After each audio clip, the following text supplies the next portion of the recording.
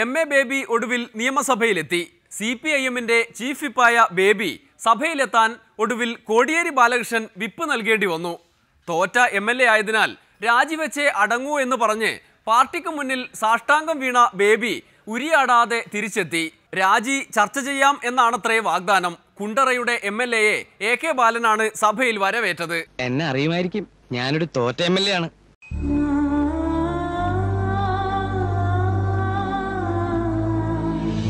തോറ്റു കഴിഞ്ഞാൽ എന്നെപ്പോലുള്ളവർക്ക് ഈ നിയോജകമണ്ഡലത്തിൽ പല നല്ല കർമ്മപരിപാടികളും ചെയ്യാൻ സാധിക്കും. സത്യം പറഞ്ഞാൽ ഈ ആവശ്യങ്ങൾക്കായി തെരഞ്ഞെടുപ്പിൽ ഞാൻ മനഃപൂർവ്വം തോറ്റു കൊടുക്കുന്നതാണ്.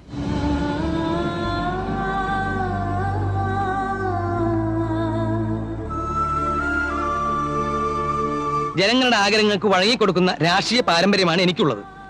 ജയിച്ച MLA കൊണ്ട് ഈ നാടിനെന്താ ഗുണം?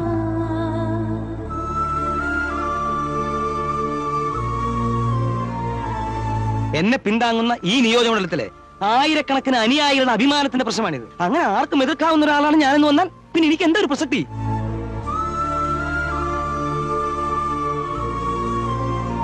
കോടിയേരി ബാലകൃഷ്ണൻ വിപ്പ് നൽകിയതിന്റെ അടിസ്ഥാനത്തിലാണ് ബേബി സഭയിൽ എത്തിയതെന്ന് പാർട്ടി വിരുദ്ധർ പറഞ്ഞു നടക്കുന്നുണ്ട്. അതിൽ വല്ല വാസ്തവവും ഉണ്ടോ എന്ന് സഖാവിനോട് തന്നെ ചോദിക്കാം. വിപ്പ് ഞാനല്ലല്ലോ നിയമസഭയിലെ വിപ്പ്. ഒരു വിപ്പ് നൽകിയിട്ടില്ല. ബേബി നിയമസഭയിൽ ഹാജരായിട്ടുണ്ട്. ബേബി അത് സംബന്ധിച്ച് പറഞ്ഞ അഭിപ്രായങ്ങളൊക്കെ പാർട്ടി ചർച്ച ചെയ്തിട്ട് തീരുമാനമെടുക്കും. നിയമസഭയിൽ പങ്കെടുത്തത് ബേബി തന്നെ സ്വയം നിയമസഭയിൽ പങ്കെടുത്ത് തന്നെയാണ്, അല്ലാണ്ട് വിപ്പ് നൽകിയിട്ട് പങ്കെടുത്തൊന്നുമില്ല. നിയമസഭയിൽ എല്ലാവർക്കും വിപ്പ് നൽകേണ്ട ആൾ ചീഫ് വിപ്പ് ബേബി തന്നെയാണ്. വിപ്പിന്റെ സ്ഥിതിയാണ് കണ്ടുകൊണ്ടിരിക്കുന്നത്. എന്തായാലും ഇത്രയും നാൾ പ്രതിഷേധവുമായി നടന്ന ബേബി ശശിയായി എന്നർത്ഥം. അപ്പോൾ രാജി ആവശ്യം ചർച്ച ചെയ്യാനൊന്നും പാർട്ടി നേരം കണ്ടെത്തില്ലേ സഖാവേ? ഏതൊരു സഖാവിനും ഇന്നേയുള്ള പ്രശ്നം പാർട്ടി ചർച്ച ചെയ്യും. ഈ പ്രശ്നവും പാർട്ടി ചർച്ച ചെയ്തൊരു തീരുമാനം എടുക്കും. അന്ന് പാർട്ടി ജനറൽ സെക്രട്ടറി വ്യക്തമാക്കിയതാണ്. ആ ജനറൽ സെക്രട്ടറി പരസ്യമായി പറഞ്ഞതുപോലെ തന്നെ കാര്യങ്ങളൊക്കെ ചർച്ച ചെയ്ത് തീരുമാനിക്കും. ബേബിയുടെ യുദ്ധം പിണറായി വിജയനെതിരെയാണത്രേ. ഒരു പോളിറ്റ് ബ്യൂറോ അംഗത്തെ കൊല്ലത്തുകൊണ്ട് സ്ഥാനാർത്ഥിയാക്കി തോൽപ്പിച്ചത് മാത്രം പോരാ, എന്നിട്ട് അതൊന്ന് ചർച്ച ചെയ്യാൻ കൂടി തയ്യാറാകാത്ത പാർട്ടി നേതൃത്വത്തിനെതിരെ പിണറായി അടക്കമുള്ള കണ്ണൂർ സഖാക്കൾക്ക് വേണ്ടി പ്രത്യേക ഉപദേശ പ്രസംഗം കൂടി തയ്യാറാക്കിയാണ് ബേബിയുടെ വരവ്. ധാർഷ്ട്യവും താൻ പോരിമയും കടലിലെറിയാൻ ആഹ്വാനം ചെയ്യുന്ന ആ പ്രസംഗം കൂടി കേട്ടാലേ അതിലെ രാഷ്ട്രീയം ബോധ്യമാകൂ. സംസ്കാരം ഒരു സമൂഹത്തിന് എത്രമാത്രം പ്രധാനമാണ് എന്ന് മനസ്സിലാക്കാൻ നമ്മൾ സംസാരിക്കുന്നതിനിടയിൽ നടത്തുന്ന ഭാഷാ പ്രയോഗത്തിൽ നിന്ന് തന്നെ കഴിയും. ഇപ്പം ജോലി ചെയ്യുന്ന ആളുകൾ ജോലി നന്നായിട്ടല്ല ചെയ്യുന്നതെങ്കിൽ നമ്മൾ എന്താ പറയുക? അവർക്കൊരു നല്ല വർക്ക് കൾച്ചറില്ലായില്ല, നല്ലൊരു തൊഴിൽ സംസ്കാരമില്ലെന്നാണ് പറയുന്നത്. അപ്പൊ സംസ്കാരം എന്ന് പറയുന്നത് കഥ, നോവൽ, കവിത, സിനിമ, നാടകം, ചിത്രകല, ശില്പകല എന്നത് മാത്രമല്ല, ജീവിതത്തിന്റെ എല്ലാ മേഖലയെയും സ്പർശിക്കുന്ന ഒന്നാണ്. ഈ പറഞ്ഞതെല്ലാം സംസ്കാരമാണ്. ചിത്രവും ശില്പവും സംഗീതവും നാടകവും ഒക്കെ സംസ്കാരമാണ്. അതുമാത്രമല്ല, അതിനപ്പുറവും കൊണ്ട് സംസ്കാരത്തിന്റെ തരം. ഔചിത്യബോധം സംസ്കാരത്തിന്റെ ഭാഗമാണ്. അപരനെ കുറിച്ചുള്ള ചിന്തയാണ് സംസ്കാരം. എന്താണെന്ന് ചോദിച്ചാൽ ഏറ്റവും സംക്ഷിപ്തമായ ഒരുപക്ഷെ പറയാൻ കഴിയുക, സ്വാർത്ഥ ചിന്തയ്ക്കപ്പുറം മറ്റു പലരും ഈ ലോകത്തുണ്ട്, നമുക്ക് ചുറ്റുമുണ്ട് എന്ന് ചിന്തിക്കലാണ്. 2 കസേര കിടക്കുന്നു, 3 പേര് ചെന്നു. അപ്പൊ ആദ്യം 2 പേര് ആ കസേരയിലേക്ക് ഇരുന്നു, മറ്റേവൻ ആദ്യം ഇരിക്കാൻ പറ്റാത്തവൻ അവൻ കസേര ഇല്ലെങ്കിൽ തറയിൽ ഇരിക്കട്ടെ എന്ന് ചിന്തിച്ചാൽ അത് സംസ്കാരമല്ല.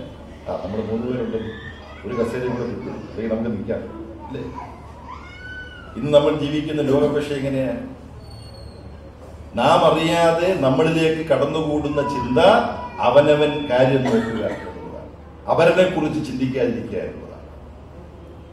അപ്പൊ അതുകൊണ്ട് തന്നെ നാം ഏത് മേഖലയിൽ പ്രവർത്തിക്കുന്നവരാണെങ്കിലും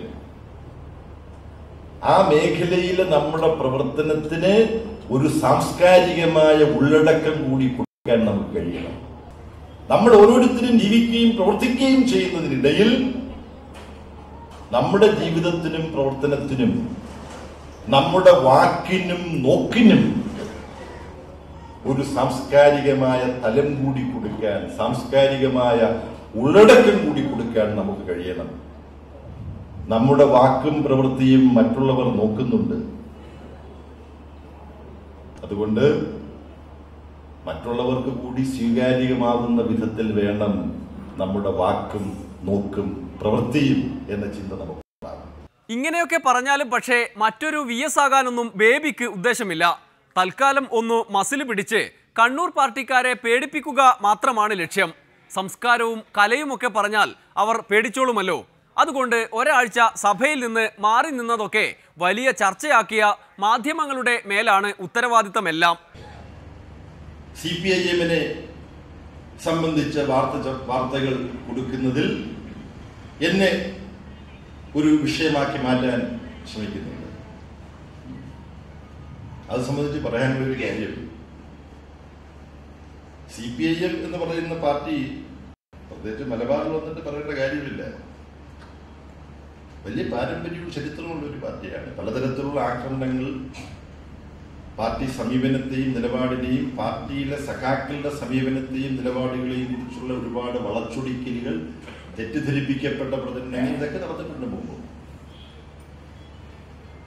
ഈ പാർട്ടിയുടെ നിലപാടുകൾ അത് ഒരു വ്യക്തിയെ സംബന്ധിച്ച നിലപാടായാലും നയസമീപനത്തെ സംബന്ധിച്ച നിലപാടാണെങ്കിലും ഈ പാർട്ടിയിലെ എല്ലാ സഖാക്കളും വിവിധ ഘടകങ്ങളും ചില വിഷയങ്ങളിൽ ബന്ധപ്പെട്ട ഘടകവും ചർച്ച ചെയ്താണ് തീരുമാനിക്കുന്നത്. ആ ചർച്ചയിൽ നിലപാടുകൾ ഉണ്ടാവും, അഭിപ്രായങ്ങൾ ഉണ്ടാവും. നിലപാടുകളും അഭിപ്രായങ്ങളും ഉണ്ടായിരിക്കെ തന്നെ ഓരോ ഘടകത്തിലെയും സഖാക്കൾ കൂട്ടായി സഖാക്കൾ എന്ന ബോധത്തോടുകൂടി ഒരുമിച്ചിരുന്ന് ചർച്ച ചെയ്ത് എല്ലാ വിഷയത്തിലും ഉചിതമായ തീരുമാനങ്ങൾ പാർട്ടികൾ കൊണ്ടുള്ളൂ. ചില തീരുമാനങ്ങളിലേക്ക് എത്താൻ പെട്ടെന്ന് കഴിയുമെന്ന് വരില്ല. അതാണ് ഇപ്പൊ പലരും മാധ്യമങ്ങൾ ചർച്ച ചെയ്യുന്ന ഒരു കാര്യത്തെക്കുറിച്ച് പാർട്ടി ജനറൽ സെക്രട്ടറി പറഞ്ഞു. പാർട്ടി കേന്ദ്ര കമ്മിറ്റി യോഗം കഴിഞ്ഞതിന് ശേഷം ഡൽഹിയിൽ നടന്ന പത്രസമ്മേളനത്തിൽ പ്രകാശ് കാരാട്ട് പറഞ്ഞു, ഇങ്ങനൊരു വിഷയമുണ്ട്, അത് ചർച്ച ചെയ്ത് തീരുമാനിക്കാൻ പോവുകയാണ്. ആ ചർച്ച ചെയ്ത് തീരുമാനിക്കുന്നതിന്റെ ഭാഗമായി ഓരോ സഖാവും അവരവരുടെ നിലപാട് അവിടെ പറയും, ചർച്ച ചെയ്യും, തീരുമാനത്തിലേക്ക് എത്തും. അങ്ങനെ ഏതെങ്കിലും ഒരു കാര്യത്തെക്കുറിച്ച് പാർട്ടി നടക്കുന്ന ഒരു ചർച്ച പാർട്ടിയിൽ എന്തെങ്കിലും പുതിയ പ്രശ്നങ്ങൾ സൃഷ്ടിക്കാൻ വേണ്ടിയുള്ള ചർച്ചയാവും എന്നാരെങ്കിലും കരുതുന്നുണ്ടെങ്കിൽ അവർക്ക് ആ കഷ്ടം എന്നല്ലാതെ വേറൊന്നും പറയാനില്ല. ഈ പാർട്ടി ജനങ്ങൾ വളർത്തിയെടുത്ത പാർട്ടിയാണ്. തൊഴിലാളികളും കഷ്ടപ്പെടുന്നതിലും വളർത്തിയെടുത്ത പാർട്ടിയാണ്. ആ ബോധത്തോടു കൂടിയും ആ ഉത്തരവാദിത്വത്തോടു കൂടിയുമാണ് പാർട്ടിക്കുള്ളിലുള്ള നയപരമായ വിഷയമാണെങ്കിലും പാർട്ടിയിലെ ഒരു സഖാവിനെയോ വ്യക്തിയെയോ ബാധിക്കുന്ന വിഷയമാണെങ്കിലും അതെല്ലാം ചർച്ച ചെയ്ത് തീരുമാനിക്കുക.